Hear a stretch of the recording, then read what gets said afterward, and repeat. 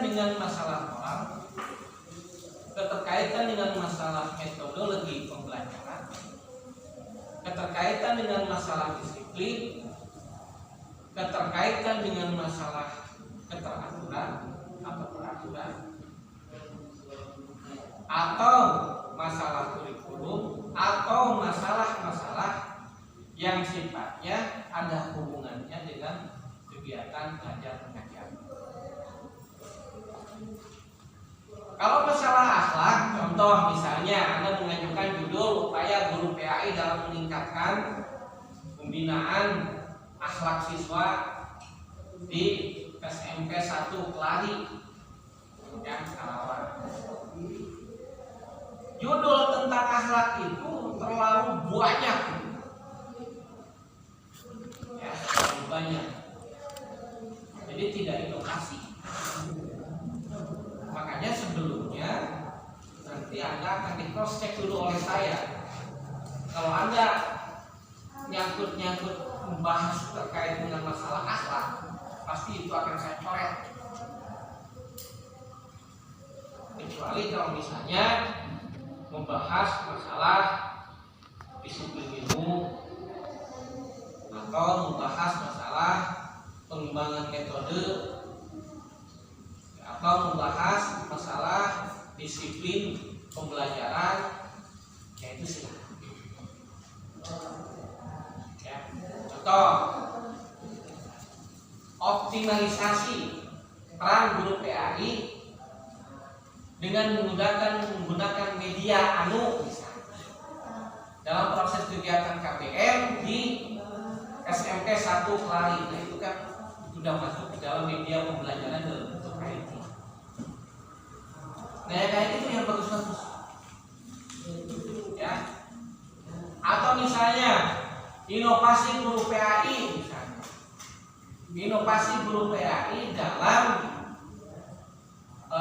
pengembangan metode anu,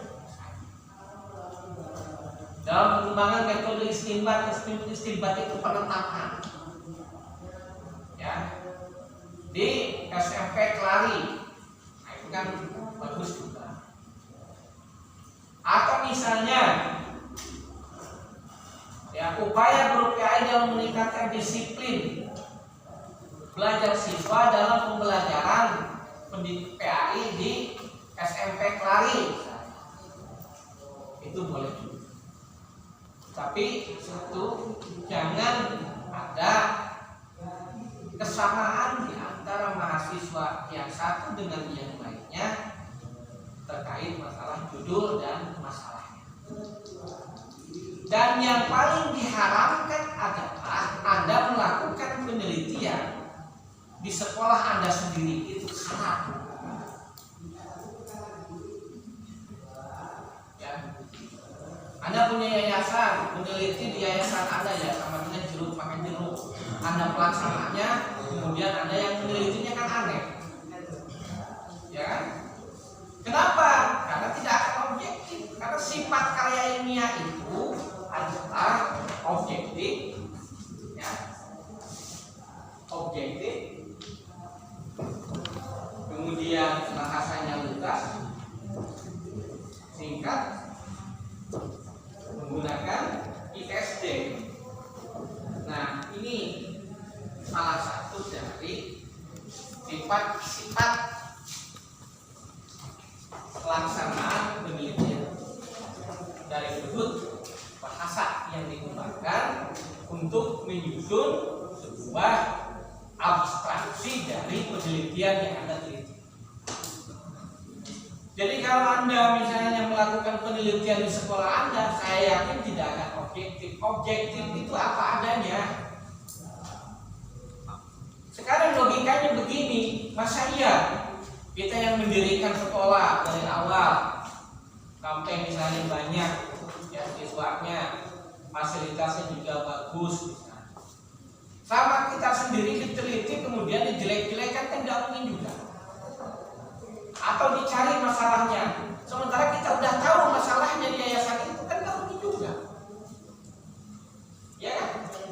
Tapi kalau misalnya Anda melakukan penelitian di lembaga orang lain, yang orang orang lain memiliki lembaga itu sementara kita hanya sekedar pengamat, nah itu pasti akan objektif. Kenapa akan objektif? Karena kita ingin tahu di tahun 2015 misalnya nih SMA IT Ar-Rasyid misalnya, jumlah siswanya itu membludak sampai 1.300 misalnya. Tapi di tahun 2019 bukannya 1.200, malah mendem, artinya menurun sampai pada klimaks kemundurannya di tingkat hampir-hampir bangkrut. Yang tadinya 1.200 ini malah tinggal 120. Nah kalau logikanya 1.200 ini pasti ruangannya banyak, ya kan? Nah kalau 120 hanya cukup beberapa ruangan saja, berarti di sana ada beberapa ruang yang tidak terisi. Kenapa tidak terisi? Karena siswanya sedikit.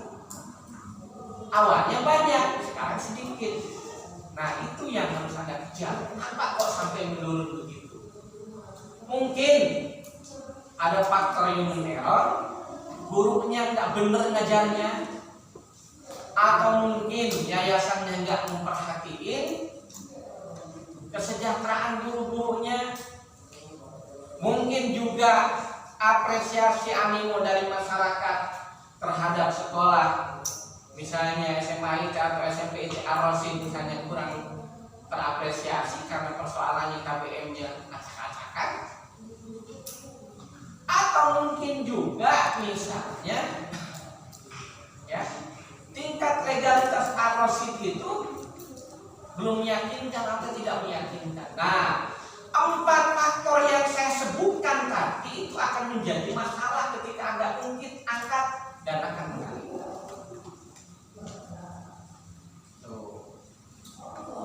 Jadi jangan dulu Anda ambil judul peranan guru PAI dalam meningkatkan pembelajaran di SMA IT Ar-Rasyid misalnya, Kelari misalnya. Sementara masalahnya Anda belum tahu. Padahal di situ kan orang siswanya aja dari 1.200 menjadi 1.200 menjadi 120. Nah ini kan perlu Anda ketahui. Nah kalau begitu Anda bisa bahaya nanti dalam penjabaran masalahnya. Makanya ketika Anda nanti sebelum melakukan penelitian itu ada langkah-langkah yang harus dilakukan oleh Anda. Langkah yang pertama yang dinamakan dengan langkah eksplorasi. Eksplorasi. Langkah eksplorasi ini adalah langkah penjajakan. Kemudian langkah yang kedua adalah langkah observasi. Langkah observasi ini adalah turun langsung ke lapangan.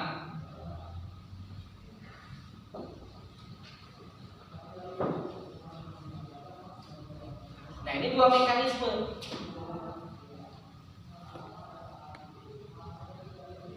Pemahaman eksplorasi, pemahaman observasi ini akan Anda pahami ketika Anda belajar metodologi penelitian.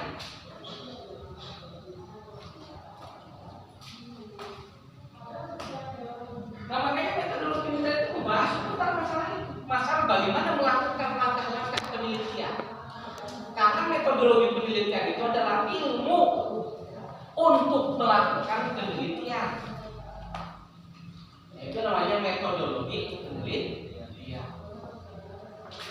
Nah, makanya di sini ada macam-macam penelitian. Ada penelitian lapangan, ada penelitian pustaka, ada penelitian ketokohan, ada penelitian laboratorium. Kalau penelitian lapangan ini terbagi menjadi 2 formal prodi yang bersangkutan untuk melakukan penelitian lapangan. Yang pertama prodi yang sinergitas dengan pendidikan formal.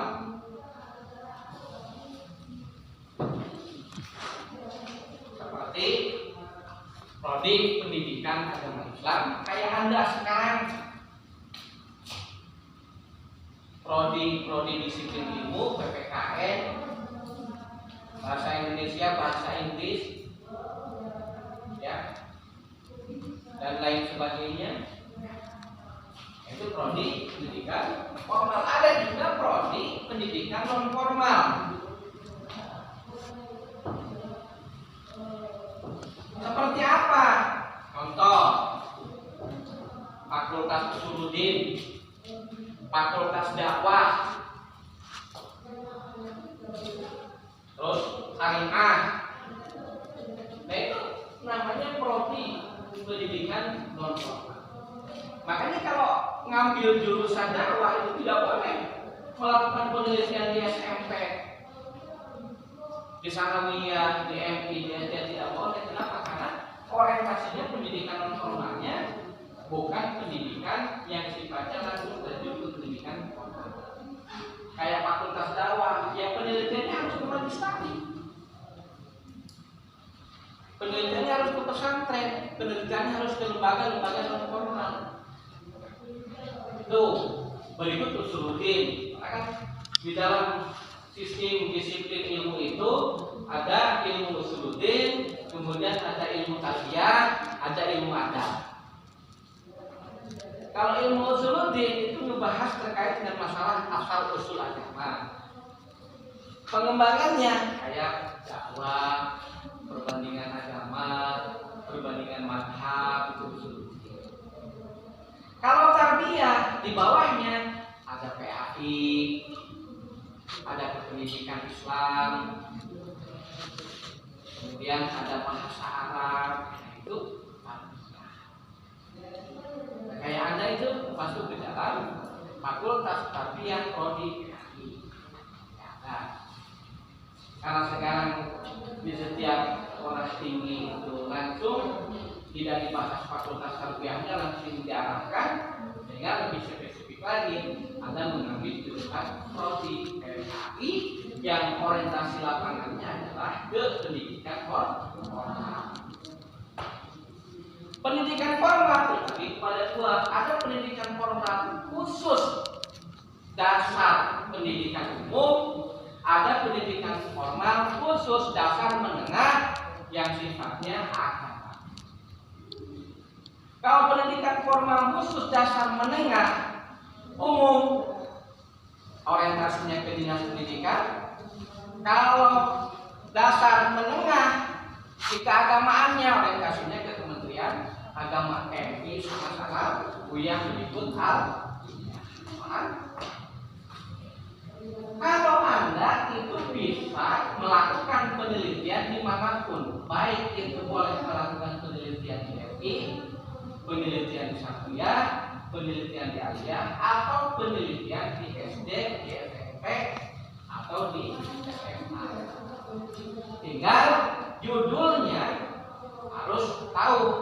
Kalau judulnya peranan guru PAI, jangan melakukan penelitian di MI, jangan melakukan penelitian di Sanawiyah, jangan melakukan penelitian di Aliyah. Kenapa? Karena PAI tidak ada di MI, PAI tidak ada di Sanawiyah, PAI tidak ada di Aliyah. Di MI, di Sanawiyah, di Aliyah itu guru kelas dan guru mata pelajaran. Ya kan? Tapi kalau di SD, di SMP, di SMA, di SMK digabung semuanya, bahasa Arab, Al-Quran, hadis, akidah, akhlak, berikut fikih dan sebagainya, di satu subsistem kan menjadi PAI. Sehingga jangan lupa ketika ada judulnya diawali dari upaya guru PAI, kesananya harus SD, SMP, atau SMK, atau SMA. Nah, jadi kalau salah, kesananya ya salah. Awas, karena pernah di angkatan, lupa ya, karena kita itu sudah 15 angkatan. Mungkin dengan Anda itu 17 angkatan. 18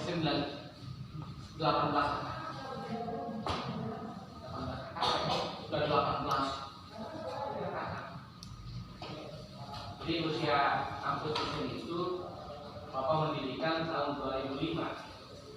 Sekarang kan sudah tahun 2015 tahun. Buat awalnya bosan bayar utang apa? Gimana sih dulu, ijazah ini angkatan kalau salah Bapak dilihat hidupnya angkatan yang ketiga itu masih ada ijazah yang muda, masih ada angkatan yang ketiga muda.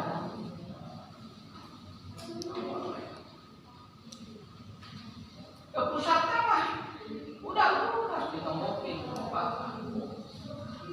Udah pusat mah nggak tahu naon, yang penting mah beres. Akhir sana beres, kenapa beres keuangan. Itu mahasiswa nak gombal tadinya. Kemudian saya siap bayar di atas materai kalau sudah bisa saya ambil. Gua pada di talangan tidak sudah di atas materainya. Bahkan yang paling membanggakan Bapak saya 100% orang tua di bawah. Ada di dalam harus di omongan orang tua supaya saya bisa hidup di surga. Terus berapa sih itu ya Pak? Ya nanti akan saya bayar Pak. Kalau wisuda yang penting karena saya diikutkan wisuda aja dulu. Tapi yakin Pak saya akan bayar. Dah itu. Kan kalau sudah diikutkan wisuda jelas. Itu yang namanya proses ijazah kan harus dibayar. Wisuda itu dibayar Bapak, proses ijazah itu dibayar Bapak. Selesai itu di wisuda Bapak panggilin. Jawabannya lain. Pak, banyaknya angkos naik. Pak, tadi ngikal kebon, masih sama ini. Saya ngikal kebon, ayat ketumbangan. Baik untuk kita rumah. Pas sudah ke rumahnya, di Bapak tanya, Pak, aku kalau sudah terjual, yang gede judulnya.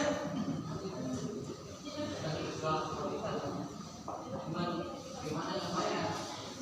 Kan anak saya pilih motor, kan nyuri bapaknya gitu. Dibohongan bener-bener.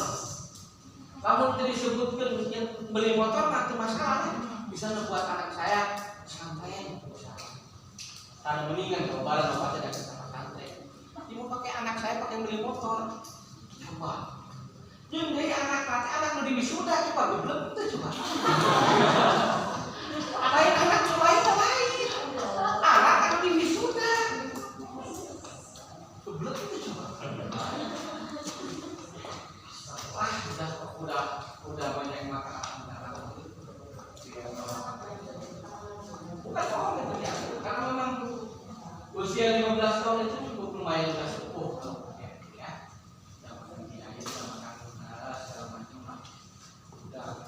Berhadapan dengan wartawan, tanyain tentang legalitas kampus ini. Ya, Bapak enak saja lihat Pak. Kampus saya ini tidak bohong.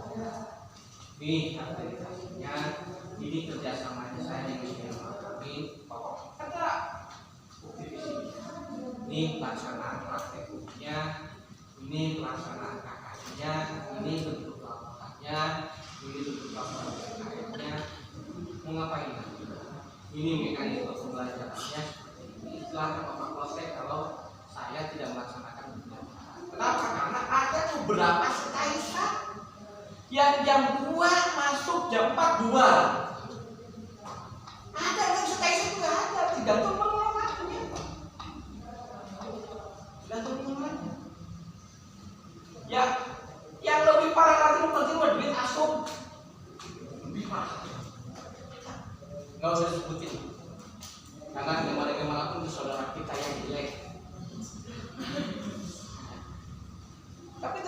cacat kita kan, kita yang bagus Pak. Tapi kita percaya diri, artinya Allah pasti akan mengetahui. Ya buktinya tahun kemarin di 2019 6 orang itu lolos semuanya jadi PNS. Dari kita, dari sudut penjaringan nilai. Kan sekarang masih sistem ranking nilai. Sistem ranking nilai itu sistem dengan cara scoring nilai. Siapa yang tertinggi nilainya itu yang bisa masuk. Nah, ternyata dari mahasiswa di bola kita 6 orang itu masuk.